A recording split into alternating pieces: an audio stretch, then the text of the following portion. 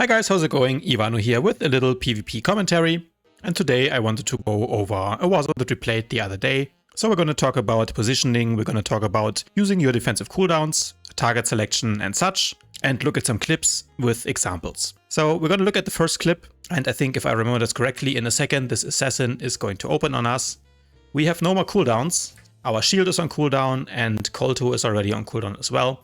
And one thing that is good to do against assassins is basically try to kite them. So assassins don't really do any damage if you're more than 10 meters away. So what we're going to try to do here, the assassin opens on us and he does do damage, but we're basically kiting him, we're popping hydraulics. So now we're 30 meters away and now the assassin can't really do damage to us. So a quite simple trick, but if melee is open on you, you can use your hydraulics as a defensive cooldown and use it to kite away. And what I did now is, I know that this assassin was pre-made with the healer that we have marked as target.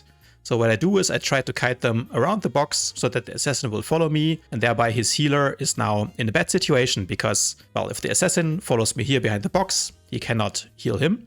So either his assassin is going to die eventually, or the healer has to follow him around the box, which he doesn't really want to do because he wants to stay back here. So thereby, kind of by kiting this way, I force him to kind of make a bad decision in a way. We can see the assassin follows me. I kite even further back. I kite towards the door. It's something that's always nice to do, kite towards your respawn, right? So I'm kiting here, the assassin still follows me, and you can see now the healer has to come forward from behind the box, so that means he is now vulnerable to pulls or leaps from my team. And because the assassin followed me, even though my hydraulics have run out, my team can now focus on the assassin and I can get help from my juggernaut or even from my other PowerTech over here. So we quickly do some damage to the assassin and he has to run away. So a little bit later, we're fighting here in mid. We can see the assassin opens me again, I get stunned again, and this is not a great fight, right? I'm basically in the middle of 4 people. My team is all over here. I do not have shield. I do have Kolto running, so that's at least something. So since I popped Kolto, they decide to let go of me and focus someone else. And here I can see that my teammate, who I was pre-made with, is getting focused up there. Now what a lot of people would do is probably jump in there. But as you can see, I don't have hydraulics, I don't have Kolto anymore. My medpack is on cooldown, my adrenal as well.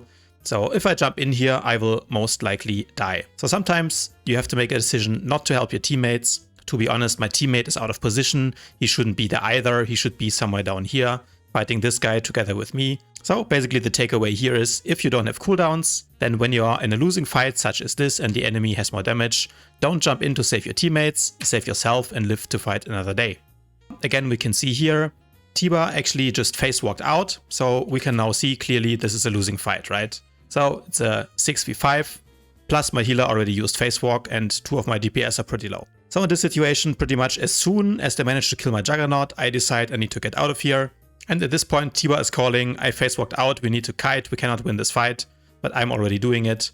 I do the same thing as earlier, I pop hydraulics and I kite out. Now I can safely hit this guardian without putting myself in too much danger. If I would have stayed in there, I would have probably also died. So if you see that your teammates are dying and you're losing the fight, use the seconds that the enemy team maybe doesn't focus you yet to kite and live to fight another day.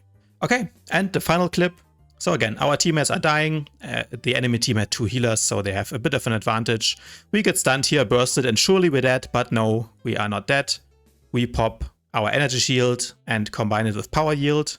And this is a situation where that's okay. I know I've said in the past that you typically don't want to use your defensive cooldowns at the same time, but in situations like this where you know there's at least 1, 2, 3, probably 4 DPS on me, you can see from the HP bars, all of them are trying to kill me, none of my other teammates are taking damage. In a situation like this, you really need to use multiple defensive cooldowns to have any chance at survival. So Tiba is trying her best to heal me. I've popped energy shield together with power yield. I'm still holding off in the beginning on using everything. So if we quickly rewind how I use my defensive cooldowns here. So I'm running in and look at my defensive cooldowns. As soon as I get stunned, I instantly drop to like 10%. I'm spamming my medpack and my energy shield. And when I see that they're all on me, I also pop yield. My Kolto is still on cooldown, but as soon as it becomes available and I see that all of the 4 DPS are on me, I use it immediately. So watch my Kolto, it comes off cooldown here, and I pop it immediately, and that's what keeps me alive. Of course, together with Tiba's great heals. So I let Kolto running a little bit, and I also kite away. As soon as my hydraulics come off cooldown here, I'm gonna pop it. I kite away, and I also use my sonic missile, my last defensive cooldown. And with some help of my teammates, I managed to survive even with 4 DPS on me, and we even get a kill on this assassin here. Lovely.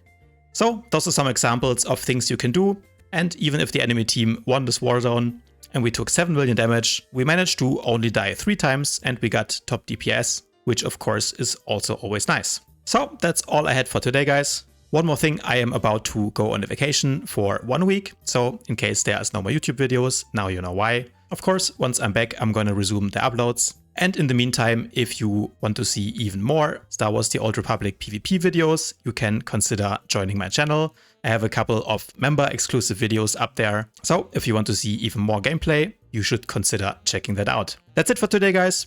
Hopefully you enjoyed this little commentary. As always, if you did, please remember to leave a like on this video, subscribe to my channel, and I'll see you guys next week.